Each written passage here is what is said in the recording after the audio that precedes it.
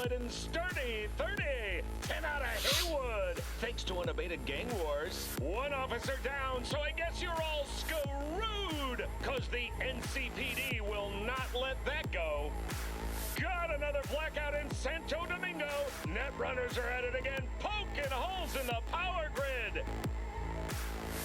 While over in Westbrook, trauma teams scraping cyber psycho victims off the pavement. And in Pacifica, well, Pacifica is still Pacifica. This has been your man, Stan. Join me for another day in our city of dreams. Ladies and gentlemen, welcome to Cyberpunk 2077. Now, this is not a playthrough video. This is, I don't know, just a video on how much I love this game. And where it's come from, where it's now sitting in terms of, in my opinion, it's one of the best games that's ever been made at this point in time. Obviously not when it launched, unfortunately, given the issues, but this game right now is one of the best games you will ever play if you try it, and it's as simple as that. There's no other way of wording this. This game is special, and I'll do my best to explain why. So, Cyberpunk came out in 2020 in December, and it was, again, excuse my language here, but it was fucked. Nothing worked. It was all busted, and yeah, the you couldn't play the game on console. You could only play it on PC, really, which was a shame because the game was very hyped up because it's made by the same people who make The Witcher, as I'm sure you know, which is one of the best games that's ever been made again.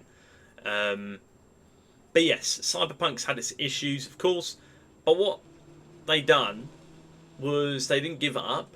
They didn't, stop and just leave the game to die, which they could have done. They could have saved themselves money, but no, they decided to fix it. They decided to do some DLC for it, and they decided to continue releasing update after update after update for it. So I believe they fixed everything and released a new UI for the game, so a new layout for the game in 2023, I believe. I could be mistaken with that. Or even 2022. But nonetheless, when that update did come out, that's the game we should have got in 2020. The game looked different, it felt different, the UI was a lot more friendly, and that's when people really started falling in love with this game. So,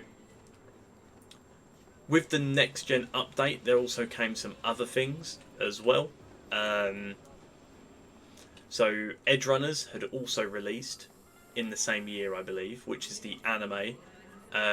So there was new quests, there was new gear to get, and they also made a few changes here and there to this quality of life improvements.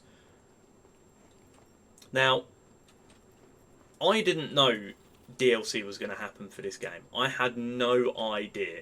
So essentially, the next gen update came out, and I completed the game. I got all the trophies, done all the business, and I was about to delete the game because I thought, you know what, I'm done. It's been, that first time playing it with the next gen update blew my mind.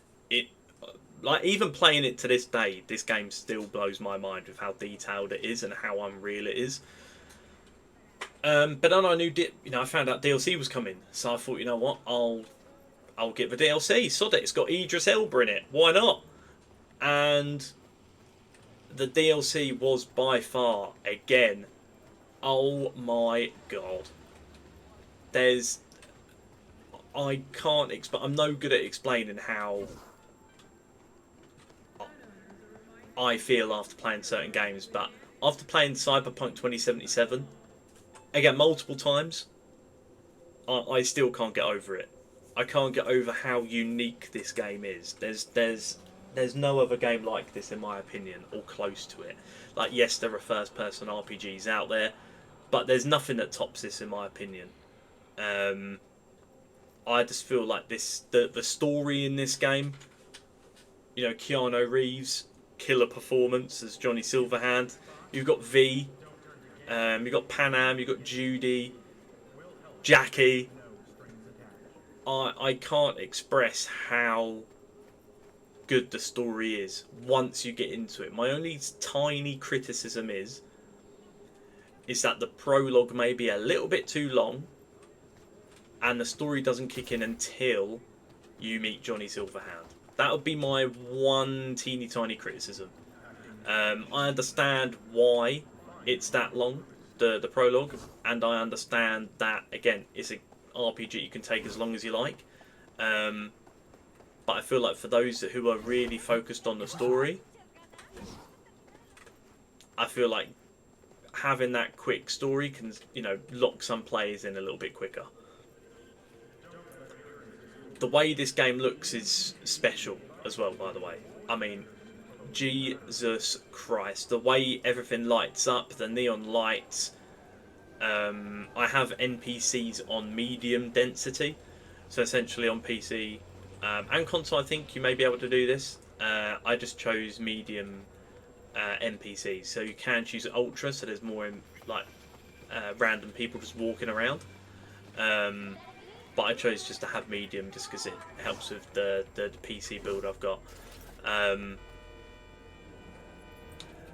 With the updates they released, and still are releasing, so they released one as of 12 days ago, I think.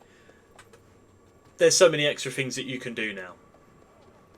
So one of the things you can do is, whoever you romance, whether that be Judy, Panam, River, Kerry, whoever it may be, you can invite them to your apartment. Well, they'll text you basically. So they'll text you saying, I've got some free time, and you can reply saying, absolutely, let's do it. And then you can tell them which apartment to go to that you have. So whether that be the mega building, one in Glen, etc. That's a lovely picture. And then you can chill on the couch with them. You can dance. You can have a shower with them. Wink, wink. You can go to sleep with them in terms of, you know, not in a crude way. You can chat with them. You can cuddle with them. And again, there's no other game that I know that is as immersive as that, as a first-person RPG. And a first-person shooter as well, might I add. That's just one teeny tiny update.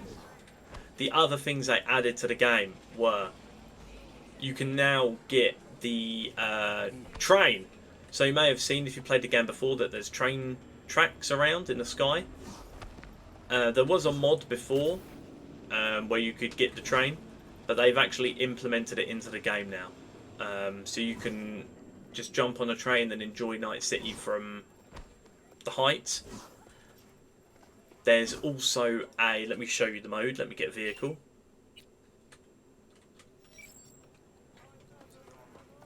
Let's go over here and get this quick. So we have a waypoint for 1.6 kilometers, but let me make it longer. So where are we? If we're here, if we set a waypoint for here, we'll remove this. There we go. Go back on the map. We've got the waypoint there.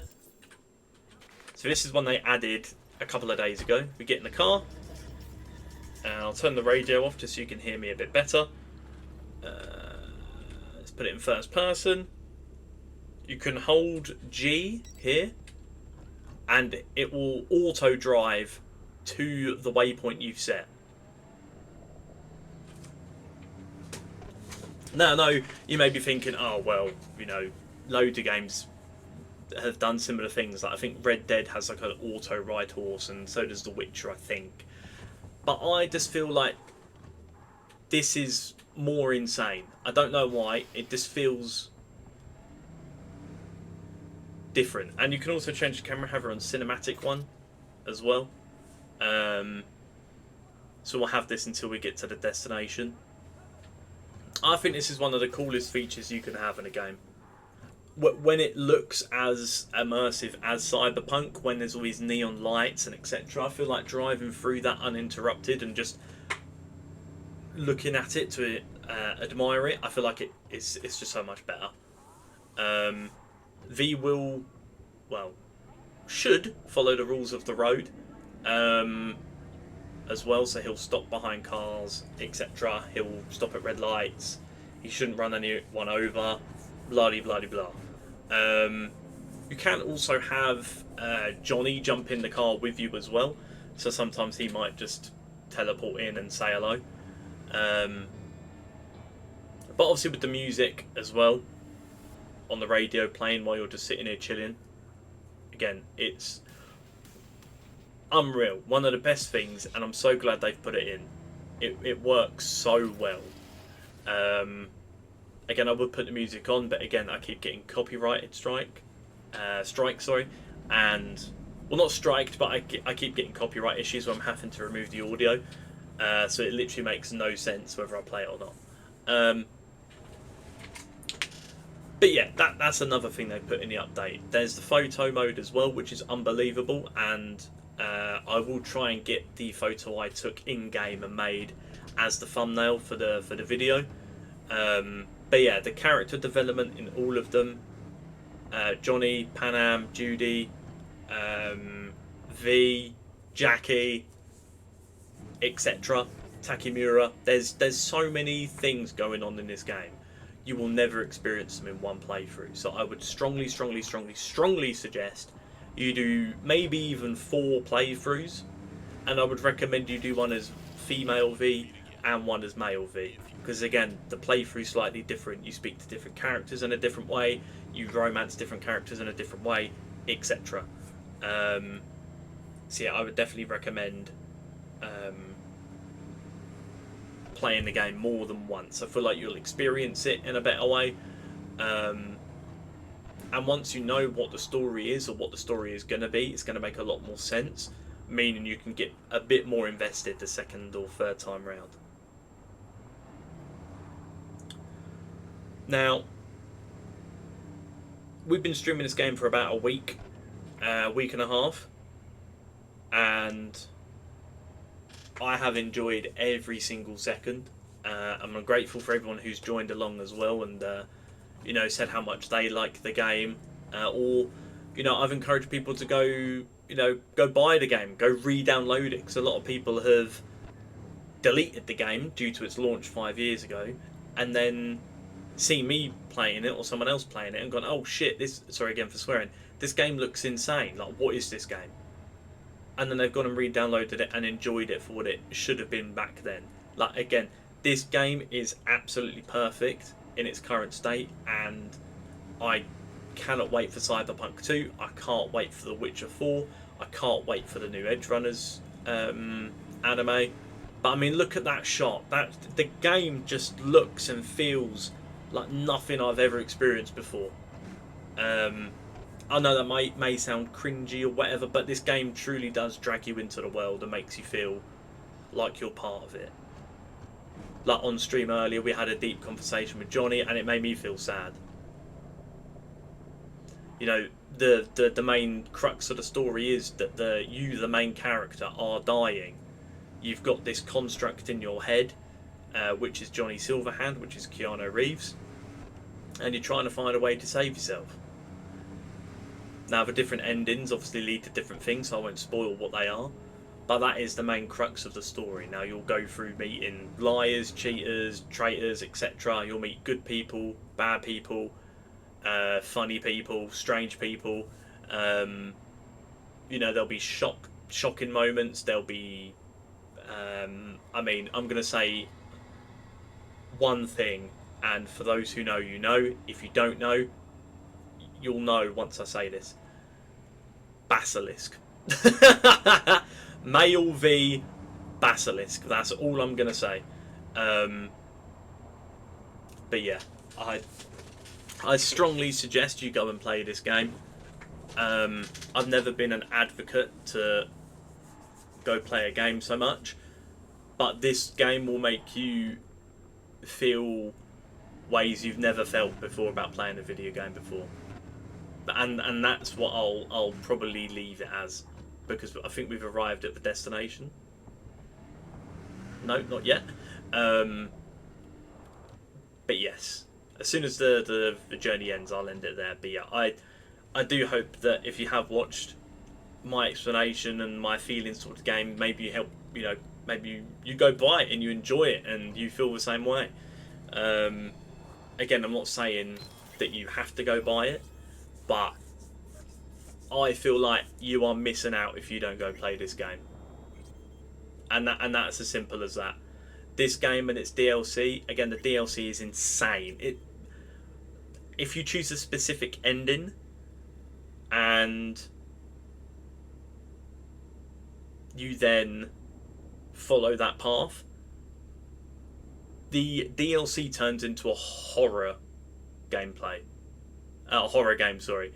It literally goes from normal FPS, sci-fi, thriller to 1,000,000% a horror game. I'm not even kidding.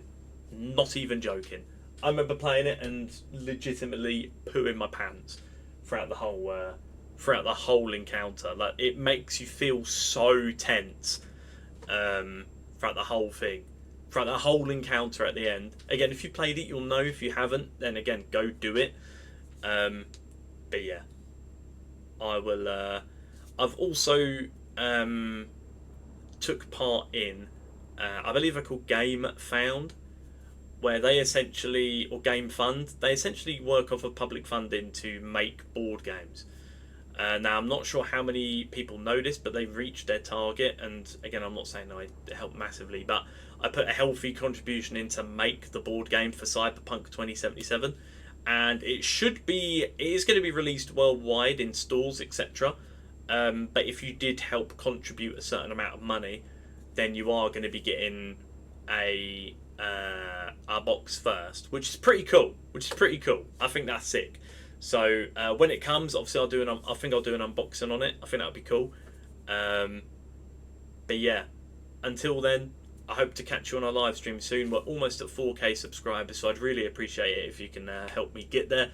Come over to Twitch as well. We're also almost close to 100 followers on there, so that would be pretty cool. And come join the Discord as well. The link is in the description. If it doesn't work, then pop a comment down below and I'll give you a new one. But yeah, I know I've waffled on a lot, but this game doesn't mean a lot. It means a lot to me. I've even bought... So this is how crazy it is, right? So I bought it digitally on the PS5. On the PS4, sorry. I then also bought a hard copy. Why have I bought a hard copy when I've got it? And I also bought it on PC. I've bought it on PC, PS5 twice. I don't know. I just love this game, and I'm so glad it's getting the recognition it needs after the time again, it didn't have the smoothest of launches. Fine, is what it is. But again, they fixed it all, and they didn't just leave it to die like a lot of people, game developers may have done. So, CD Projekt Red, I honestly thank you so much for making this game. I'm looking forward to the second one. I'm looking forward to The Witcher 4. To you though, to people who have watched, if you have watched this far, again, I really appreciate it. If you can, subscribe and all that sort of stuff. Comment down below if you've played it. And also come join the live. By the time you're watching this, I will be live again playing it. So yeah, feel free to come say hello and watch, and I will I will catch you all soon. But until then, go enjoy Night City, and I'll see you all later, tunes.